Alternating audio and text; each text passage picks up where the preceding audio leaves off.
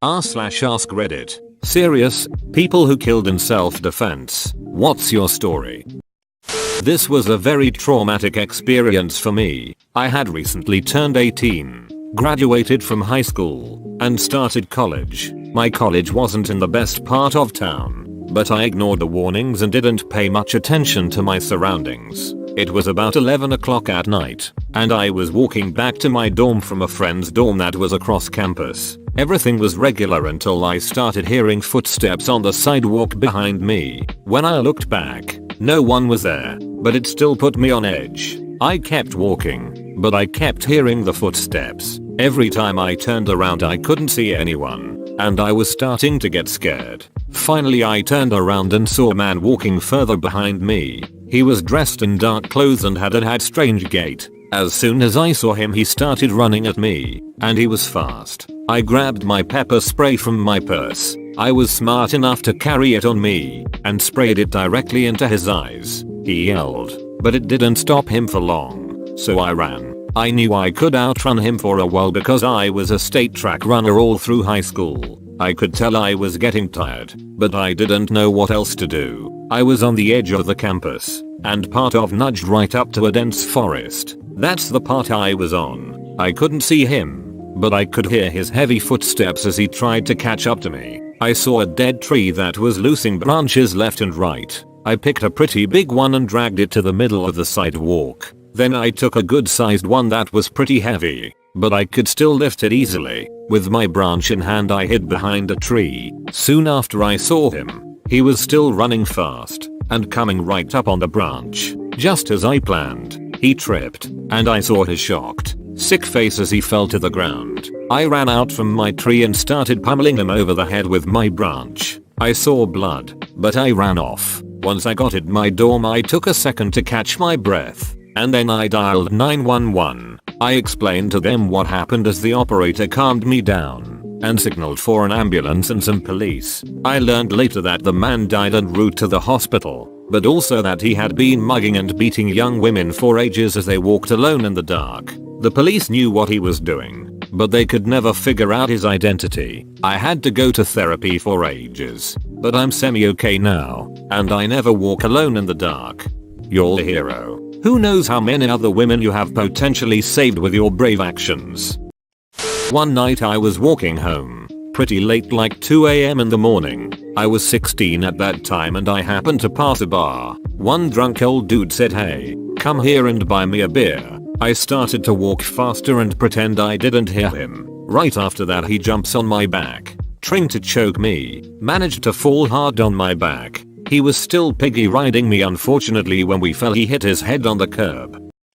I was 12, the oldest of 3 brothers. We were home alone while my parents were out on date night. At maybe 10 PM we hear a loud banging at the front door before a man broke the lock with his sheer body weight and momentum. I told my brothers to hide in my room while I went to my parents' room for their shotgun. The whole time this guy's yelling about where are my keys, and he starts coming upstairs when he heard me fumbling as I tried to load the shotgun. He flung the door to my parents' room open and I fell back with the gun shaking in my hands. I closed my eyes and pulled the trigger twice. The first one caught him in the legs and the recoil made the second shot catch his entire torso. The poor man had been drunk and lived a few houses down the way, but I didn't learn that until after. All I could focus on was how he was begging his mother. She wasn't there, not to let him die, and that he was sorry he let her down as he slowly died on the floor just feet away from me.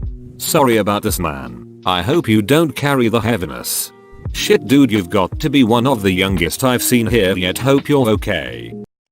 Worked for an armed messenger service, those guys that drop off cash and pick up deposits from banks' businesses in the armored trucks. Not even 10 AM, and as I was opening the door to the truck, I saw a huge guy, I'm not tiny, over 6 feet and well proportioned, in the mirror, meant just for this thing. Get out of a car and run towards me. He put me in a chokehold and started grabbing for my gun. He manhandled me like I weighed nothing. Would have easily gotten the gun if it wasn't a L3 holster. I managed to draw it, press it against him and started pulling the trigger before I blacked out. I have no idea what he would have done if he got the gun, and I'm not used to just being tossed around like that. He turned out to be blind drunk and played for a college football team.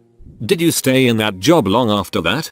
A few more years. I was there 5 years. There were 2 shootings in total during my time. It's not generally a dangerous job if you're on your guard. I've had multiple run-ins, but it was the only time I fired my weapon. I want to comment on this to get it off my chest since I don't have opportunities to talk about this with my friends since I'm scared of what they will think. I was born in Honduras. I live in the US now, and from what I remember, it was a very deserted place. I spent most of my time with my walking to this girl's house who was around 16 years old. A couple other kids would come to her house since education was hardly accessible. She would teach us our shapes, animals, colors act. After class was over I went home and I heard my aunt scream from the kitchen, "Ayuda, Ayuda," and then I remember that my uncle kept a gun hidden covered in rocks beside an old bathtub outside. That's where we bathed. He knew how dangerous it could be in this area so he prepared me for everything. Went around the back and grabbed it as fast as I could. I went in and there stood a man with a knife threatening my aunt. I didn't really grasp what was happening but I shot him without any second guesses like I was taught by my uncle. I honestly still don't believe I did something like that to this day and I don't know what would have happened to my aunt if I didn't get there sooner. I still don't feel comfortable talking about this to my friends but I just want to get it off my chest. Sorry for any grammar mistakes. English isn't my first language. Edit. Thank you guys so much for all the support and thank you for the golden platinum kind stranger. You protected your family. There is no shame in that. I hope that getting this off your chest made your heart a little less heavy. I didn't expect this to get any attention at all but knowing that there are people out there who are showing me support and know what happened makes me feel 100x better. I was with an abusive ex who would come home drunk every night. One night, we had a fight BC. I had my phone on vibrate and that obviously meant I was sleeping with other PPL behind his back. He left for a while and came home drunker than I'd ever seen him. He wasn't making coherent sentences but he lunged at me and wrapped his hands around my neck and sat on my chest. I thought I was going to die. I had done some BJJ when I was younger and managed to pull me legs up under his crotch and then with everything I had, I pushed him off me. He hit his head on the sharp corner of a table we had in the living room and went still. I figured he had been knocked out so I went outside and called the police. I was gonna put his ass in jail. I had the deepest purple bruises in perfect fingerprint form around my neck. He would have gone to jail. I smoked a cigarette outside, walked back in after I calmed my nerves just to make sure he wasn't awake and coming for me. He had a huge pool of blood under him. It was almost black looking so I stood there trying to figure out WTF I was looking at. Put 2 and 2 together and the rest is history. Years of therapy. Self-defense plea. Open and shut. Edit. Thanks for the awards. Although I'm not so sure this deserved them. To answer some questions really quickly. I was toxic and terrible in my early 20s. Had some priors and I was taken into the police station. To say I was charged would probably be going too far. I wasn't. So I should have worded that better. I simply mean, everything was investigated. I did stay in a holding facility overnight. IDKY exactly. I live in a town that's less than 1 kppl so it's not like a big city with big smart cops. His mom was in prison and his sister lived in Idaho so I haven't spoken with either. I was asked to not attend THR funeral. I'm so far from a Brazilian jiu-jitsu master that it's insane. Had a very brief brush with it when my brother took it. I wasn't thinking when this assault occurred other than escape and survive. You'd be surprised what you can do when you have to in order to live. You did what you had to do, and this random internet stranger is proud of you. I hope you're feeling well these days. I second this. Best of thoughts out to you. Something that can never truly go away but can soften with time. Glad you are still with us.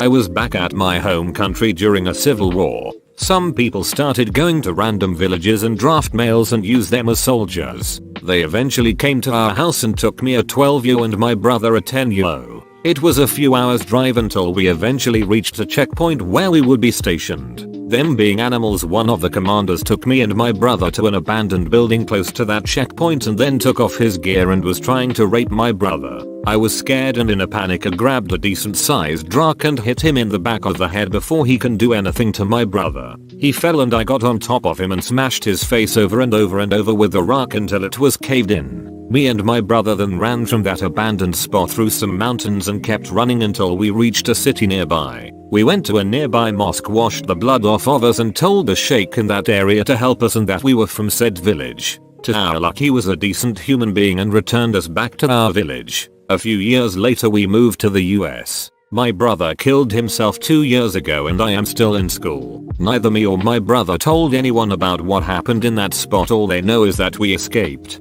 I'm so sorry to hear about your brother. I hope you and your family find some semblance of peace. Thank you for sharing.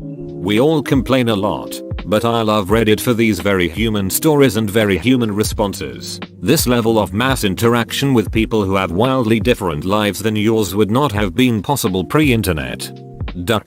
I could hear the dude's girlfriend, who was later taken to the hospital for injuries he gave her before he came to my house, crying in another room before I asked to be moved. Talk about re-traumatizing for you both.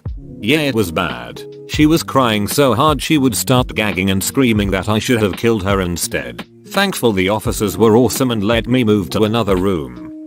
Some guy tries to mug me in the street. He tells me to give him my wallet. I pulled my concealed carry and shot him in the leg. Fatal. And pelvis as I pulled up my gun. I grab his gun, a snub-nose revolver, out of his hand and see the chamber. It was empty. That ducked me up for years. Edit. From some of the comments I see, I should point out the revolver was still in his waistband, with his hand on the grip, when I pulled my weapon. I'm sorry you had to go through that. However, he was pointing a firearm at you. Firearms usually have bullets in them. It was justified. Treat every firearm as if it were loaded. That means if you're on the business end, expect bad business.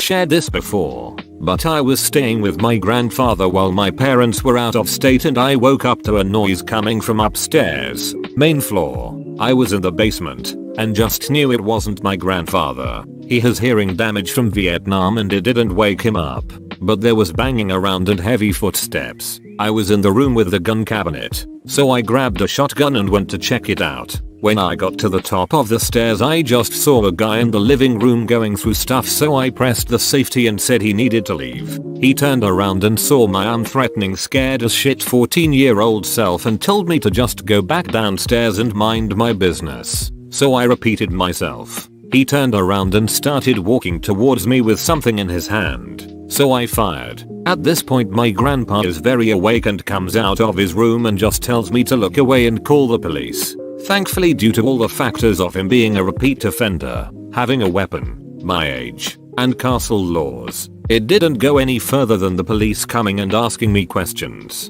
It messed me up for a while, and I still think about it often, but I got over it and realized that as unfortunate as it was, I didn't have a whole lot of options at that point.